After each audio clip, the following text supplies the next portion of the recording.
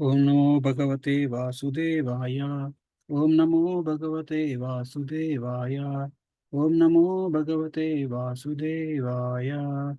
Narayanam Namaskritya Naram Chaiva Narottamam Devim Saraswatim Vyasam Tato Mudirayet Nashtaprayeshu Bhadreshu Nityam Bhagavata Sevayat Bhagavati Uttama Shloke Bhaktir Bhavati Naishtaki Krishnaya Vasudevaya Devaki Nandanaya Cha Nandagopakumaraya Govindaya Namo Namaha. So, Hare Krishna, thank you for joining. So, today we'll be discussing 4.10, Canto 4, Chapter 10, Dhruva's fight with the Yakshas. So, basically, this chapter,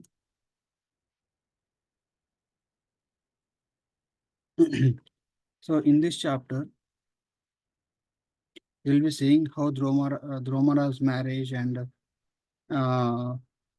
and how Lord's predictions, like whatever Lord said, everything comes true, and how Dhruva Maharaj took those happenings. Okay, so basically, we all know the pastime of Dhruva Maharaj until now. Dhruva Maharaj, insulted by his stepmother Suniti, goes to forest and he meets Narada Muni there, and by his advice, he performs very severe austerities, and within 6 months, he attains the darshan of the Supreme Lord Hari, and he gets the benediction to rule over the world. Okay, so and we after Dhruva Maharaj left forest and left for home, here Narada Muni comes to Uttanapada, who was actually lamenting how his behavior and his how he treated Dhruva Maharaj, and he was missing Dhruva Maharaj in one sense, and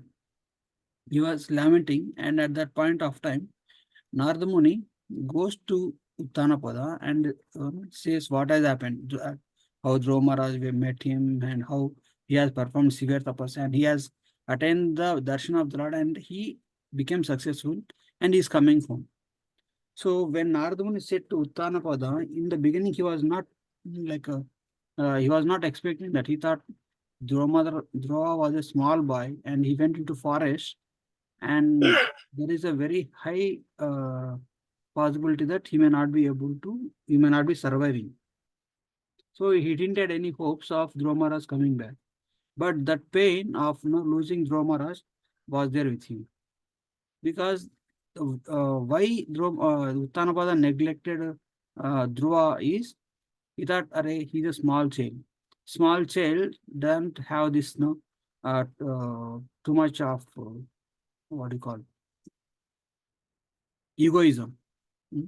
They might get upset, they may cry, but they will be easily convinced, and they will be easily made friend of.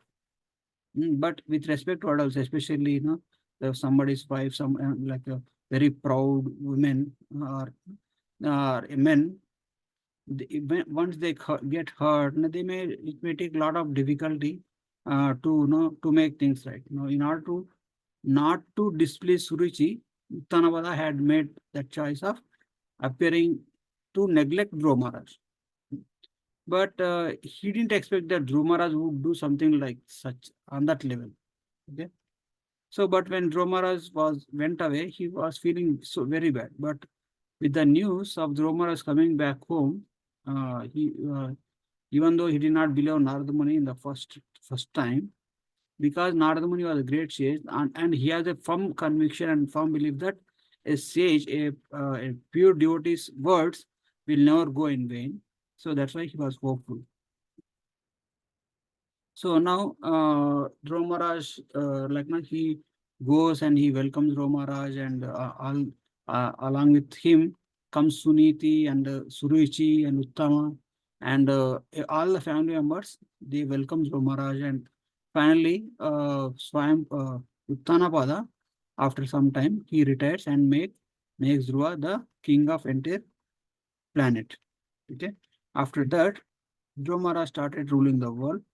And one time what happens, Uttama, the cousin brother of Dhruva, he goes to forest on a hunting. Now before that, what happened? Dhruva gets married. Actually, sorry, I missed this. Okay, Uttanapada first after me, Uttanapada makes Dhruva the king, and then he marries Dhruva uh, to two of the uh, uh, uh, twice. Okay, so Dhruva marries Brahmi, the daughter of Prajapati Susharma, and through her he gets two sons, Kalpa and Vistara. And Dhruva again marries Ila. No, actually, uh, Uttanapada makes Dhruva the king, and he leaves the palace and goes and takes sannyas. And but Dhruva Maharaj later he gets married to these daughters of Manu and Vayu. So with the through the daughter of Ila, Dhruva Maharaj had a beautiful daughter and a son named Utkala. So he had two sons and through one wife, and one son and one daughter through another wife. And later on, Dhruva Maharaj was Dhruva Maharaj was with his family and he was ruling nicely. And one day, what happens? His brother Uttama, he goes to forest on a hunting. There, what happens? He fights, pick up some quarrel with a yaksha, and these yakshas are very powerful. So, in that fight between yaksha and Uttama, yaksha kills the brother of Dhruva, Uttama. Yaksha kills Uttama. So, and after Uttama was killed, then his mother Suruchi, who was very much attached to Uttama, she becomes little bit upset and she goes into the forest, thinking that I don't have any hope in the palace. You know, even though like sometimes they feel they think that if their only son or only child is lost, then they become very hopeless. Okay? So she goes into forest and she also dies because um, she get into the forest fire. You know, she was trapped into forest fire and she loses life. If we see here the circumstances, uh, why she was killed in the forest fire was when she offended Suniti, who was a pure devotee of the Lord. Her heart, like when she offended not Suniti, actually, she offended Dhruva. And when Suniti came to know about this, Suniti, out of her helpless nature, her heart burnt like fire. Means with so much pain and so much anguish. So that because she gave that kind of pain to Suniti, who was a very gentle, very accommodative, very good in character, and very like a great devotee. So the as a reaction, she gets this punishment of burnt in the forest fire. So on the other hand, Dhruva, who was actually got offended, and but still who was respecting his stepmother and his stepbrother, and having a very loving relationship with them, when when he found that the both of them have this like a kalmaran, the untimely death, he was very much distressed, and he goes to uh after everything is done, he was thinking, he was not feeling bad, he was not feeling good. So he developed some kind of lamentation. In that lamentation, he developed some anger also. Why he develops anger? Because these yakshas, how can they dare kill my brother? So what does he do? He single-handedly, with along with the chariot, goes towards the city of the yakshas. So yakshas, they live in the Himalayan region. They are the followers of Lord Shiva, and they are the Yakshas. The head of the Yakshas is Kuvera. Okay, and Kuvera is a direct friend of Lord Shiva. So that way they are very powerful. But still, Dhruva didn't care for that all those things. What did he do? He just goes to fight with the Yakshas to punish them for their misdeed. So when Dhruva went, he didn't start the fight. Actually, his what do you call it? His point was that one Yaksha made a mistake. I have to punish that Yaksha. But when Dhruva went to the Yakshapuri, he actually blowed the conch. And when he blowed the conch, all the wives of Yaksha's hearts the wives of hearts of Yakshas wives trembled, and the Yakshas were not able to tolerate the counsel of Dhruva Maharaj. So they immediately came out and started attacking Dhruva. So when this happened, Dhruva Maharaj, he with it is skillfully, he was fighting with his bow and arrow. He was releasing 3 arrows at a time, and he was punishing the Yakshas. And the Yakshas, it is said that Yakshas started in one go. Yakshas were shooting 6 arrows each each Yaksha. There are 1,30,000 Yakshas towards one Dhruva. Like we might be seeing that there are Indian films, right? One hero, 100 villains, 100 rowdies, or if one hero fights with so many people. So all those concepts come from our Puranas only. Our Puranas, his number was like unimaginably the uncomprehendable to the modern day minds.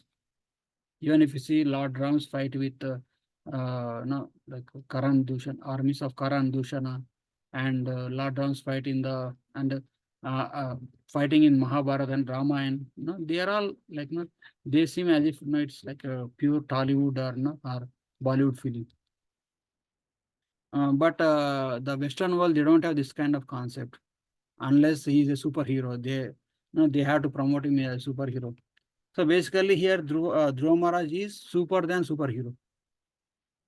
So he was fighting, and he actually, with his prowess, he actually was able to shoot every Yaksha with his 3 arrows.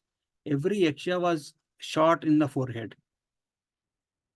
Because their bodies are covered by thick armor. The only way one can target and kill one person is the forehead, or to the in between the eyes.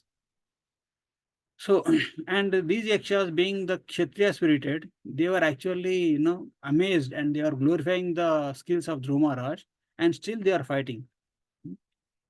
And at one point of time, they were able to cover entire chariot of Dhruva with the arrows. The Yakshas were shooting arrows toward the chariot of Dhruva, toward the chariot driver of Dhruva, and then towards Dhruva.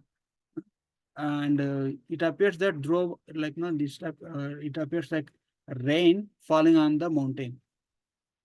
So the analogies that Vyasadeva gives also, it's perfect.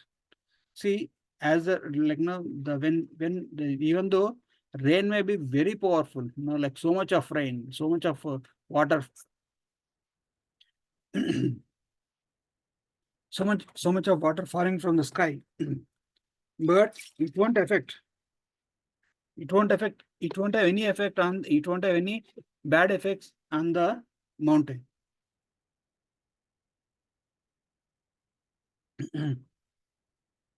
In one sense, mountains actually gets more and more cleaner. In the same way, when the Yakshas are throwing arrows at Dhruva Maharaj, Dhruva was nicely overcoming them, and he is not getting affected by the arrows of Yakshas. So, but but on the other hand, Dhruva was killing all the arrows with all the Yakshas surrounding him.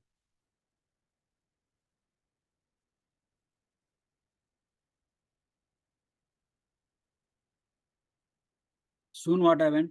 The Yakshas realized that we cannot find this way to Dhruva. He is very powerful person. We have to deal with him in different way. So immediately all the Yakshas disappeared from the scene. So when all the Yakshas disappeared, Dhruva Maharaj gets a doubt. What is this kind? Is it like, did they accepted the defeat, or no? Or like, where did they go? He was not sure. So he thought, okay, now I won the war. It's like I have to, I can enter into a city and I can see this Yakshapuri. But he got a doubt. So because see, in the war there is a possibility of many tricks. It is said, right? Anything is fair in love and war. So The trickery, sometimes very powerful warriors were actually defeated by very small tricks. One time, what happened in South India, Vijayanagara Empire,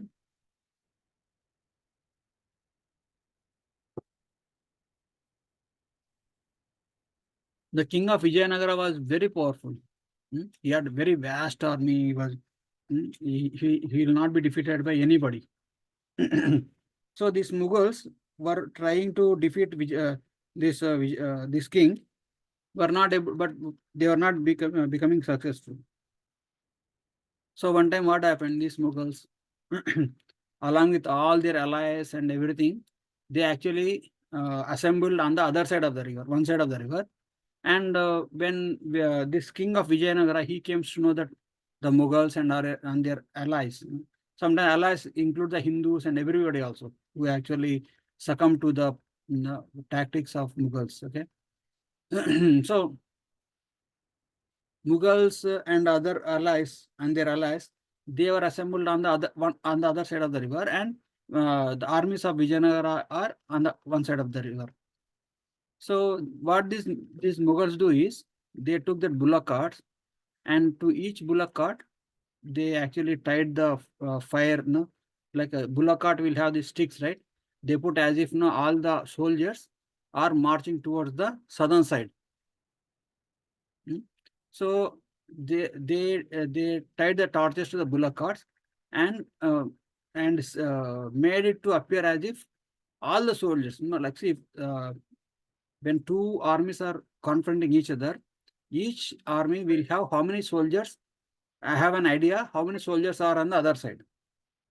So these Mughals, what they do, they tricked the Vijayanagara Empire. They actually what they did, they tied the number of soldiers. How many number of soldiers are there? That many number of sticks on the surrounding the bullock cart, and they rallied the empty bullock carts towards the southern side of the river. So this gave the wrong impression that all the Mughal army is now moving toward the side, south. So now in order to face them, uh, see, as the army can be easily defeated when they at the point of entry. So in order to face them, what did this Vijayanagara king, what did he do? He mistook the he fell for that for this trick. So he sent more than like 3/4 of his army toward the southern side, because he saw entire army going towards south. So that way he sent, because throughout the night this Mughal army kept on walking toward the south. Sorry.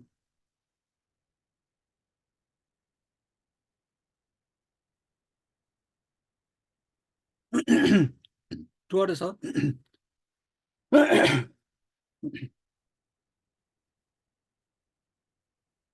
So, and this Vijayanagara army also, 3/4 of Vijayanagara army also was following parallelly following the Mughal Empire, so-called Mughal Empire. Mughal soldiers, not empire, okay? So, means they are following the torches, thinking that this is the actual army moving. So, when the sun rose, they are almost like many kilometers away from the actual city. And now, as soon as sun rose, the actual Mughal army is right in front, the vast army, and Vijayanagara king has only very high, like no very small army, like only 1/4 or less army. So now these Mughal soldiers just cross over the river and conquered the king, and then defeated the Vijayanagara empire. Otherwise, this king, Vijayanagara king, was the most powerful, and was not he cannot be defeated. So that kind of tricks means any powerful army can be easily tricked, easily defeated by using tactics. Now these Yakshas actually they try to defeat Dhruva by simply by their valor and their direct confrontation. But they found Dhruva was very powerful and very skillful to be defeated. So then they choose to deal with him in another way. So when Dhruva saw nothing, all the soldiers left the battlefield, he saw everybody left out of fear. But still he was cautious. You know the tactics of Yakshas. So what did these Yakshas do? These Yakshas actually took to the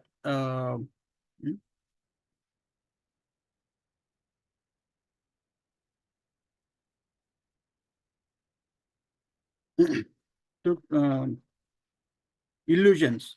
Hmm. So they created a lot of illusions to bewilder Dhruva. Once a person gets bewildered or no, like he doesn't know what to do, how to react, then it is easy to defeat. Now Dhruva has clarity, and until this battle, Dhruva was strong and Dhruva was very determined. But in order to defeat Dhruva, we have to break his morale. So in order to do that, what they created a lot of illusions, and they created big animals like cheetahs, cobras, some, and they poured the rain of blood, pus, and stool and urine, and they the Dhruvas are some animal bodies and animal human trunks falling down from the sky.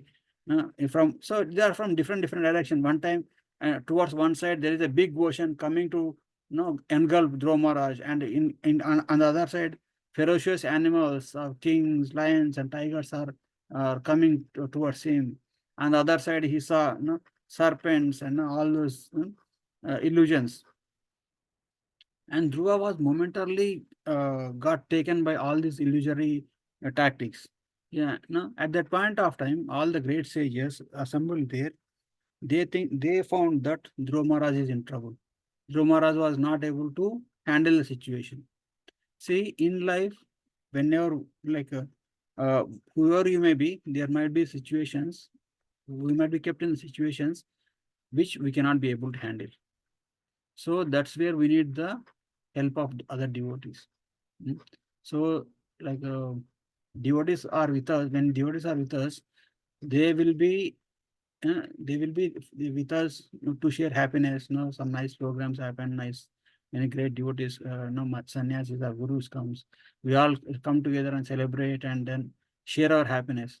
But any calamity happens, and devotees develop their no, like support, and their kindness will help us to remember the Lord at that point of time.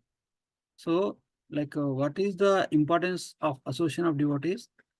When we have proper association of devotees, each devotee will encourage others to take more and more shelter of the Lord. There is a chance, some persons out of the influence of Maya, some may get demotivated, some may get distracted. Mm. But when you have right association, mm, and pure association of pure devotees, mm, or when you take association of exalted devotees like Srila Prabhupada by reading his books regularly, you will have his personal association, which will strengthen us, our conviction, and our dedication to keep practicing bhakti, to keep on our sadhana intact.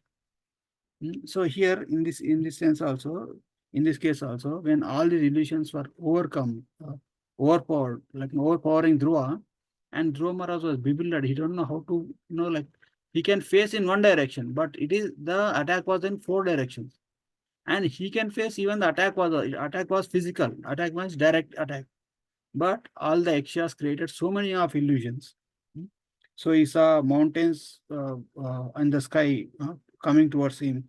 He saw animals, wild animals, like deadly snake, mad elephants, tigers, lions approaching to devour him. One side, the ocean is uprise and coming towards him, and the other side, cruel nature has created many such visions of demoniac powers, like some demons and hobgoblins. All those, they all tried to bewilder Dhruva. So immediately these great sages who are witnessing all these things, they immediately went to Dhruva and told them, "You just remember the Lord. It says, may the Supreme Lord Saranga Dharma, who relieves the distress of devotees, kill your enemies simply by chanting his holy name. One can easily be protected from the insurmountable death." So there is a possibility that even Dhruva can meet death here. But these great devotees, they came to the rescue of Dhruva.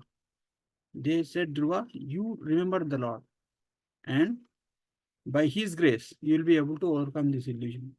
So what happens then? Dhruva Maharaj takes Narayanastra, and he uh, he chants the holy name of Krishna, and he uh, releases the Narayanastra. Narayanastra vanquishes all the illusory effects of the Yakshas, and Yakshas started confronting again face to face with Dhruva. So this is a fight between the Yakshas and Dhruva, and we'll continue this fight, in the next chapter. No, like, okay, let us finish this fight. Okay. So when the weapons fired arrows with shafts, golds, and feathers of swans, the enemy soldiers with tumultuous sounds like peacock feathers in the forest. Okay. Yakshas got agitated, oppressed by the sharp arrows. Yakshas agitated and then angry rushed to Dhruva. Here, when their illusions are dispelled, Yakshas got agitated. And here Vyasdev writes a nice analogy.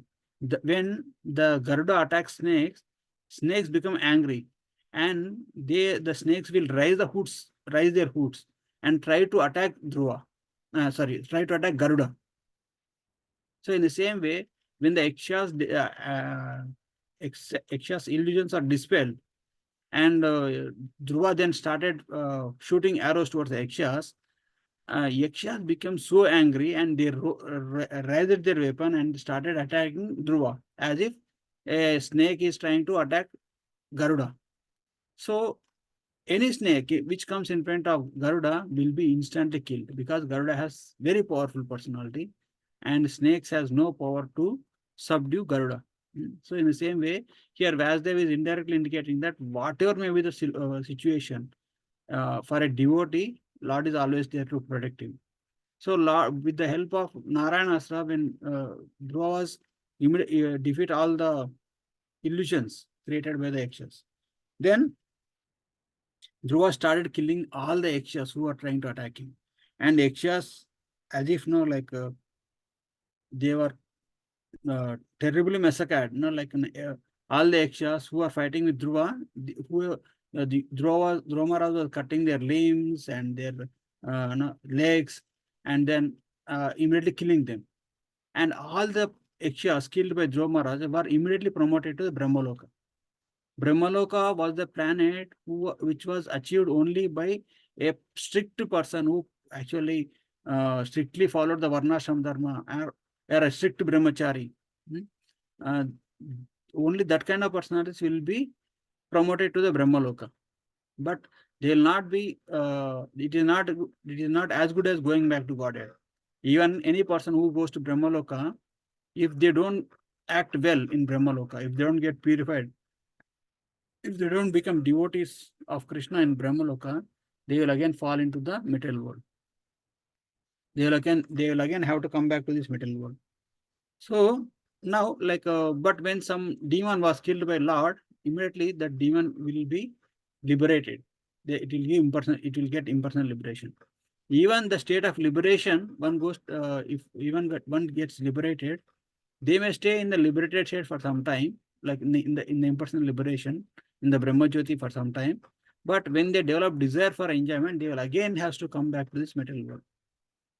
So when they again come back when they fall from Brahmaloka, they will fall first in the, not Brahmaloka, in the Brahman.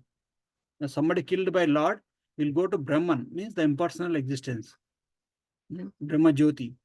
So when they fall from Brahma Jyoti, they fall to the Brahmaloka, and from if they don't get purified in the Brahmaloka, they again fall down to the other loka like Swargaloka, Yakshaloka, all those lokas. Okay, and then they have to come back to the earthly planet and perform sadhana, and purify their life, and then go back to Godhead. So that's why you should not aspire for anything from the Lord except pure bhakti. When one have this mode of only pure bhakti, then that kind of personalities, will be automatically promoted to the Krishna Loka or Golok Vrindavan or Vaikuntha. So, but killing by a lord or a devotee definitely will help them promoting to the higher planetary system. So, but in one sense, they are not at loss, but still their karma is not fully vanquished. Because their karma is vanquished. They will go. They may have attained the Brahma Loka, but their tendency to enjoy may not be fulfilled. So that's why then Swayambhu Manu personally comes and tries to stop Dhruva and advise Dhruva to stop fighting. Swayambhu Manu says, for the mistake of one Yaksha, why are you killing so many Yakshas? No, it appears as if Yaksha race is going to end with this fight. So the killing was on that level. Okay. So, and following the instructions of Swayambhu Manu, Dhruva Maharaj stopped the fight. Okay. So, that is a fight between the Yakshas and Dhruva Maharaj. We'll stop here. If anybody have any questions or comments, you can take. Hare Krishna.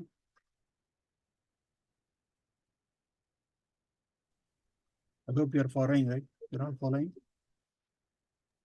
Yes, Prabhuji.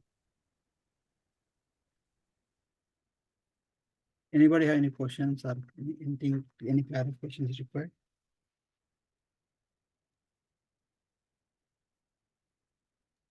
Okay, if not, Thank you, Prabhu. Amazing recap, actually. Very nice. thank you. Hare Krishna. We'll end it here. Parantara Srimad Bhagavatam ki jai, Sri Prabhupada ki jai, Ananta Koti Vaishnava ki jai. Hare Krishna. Hare Krishna. Hare Krishna.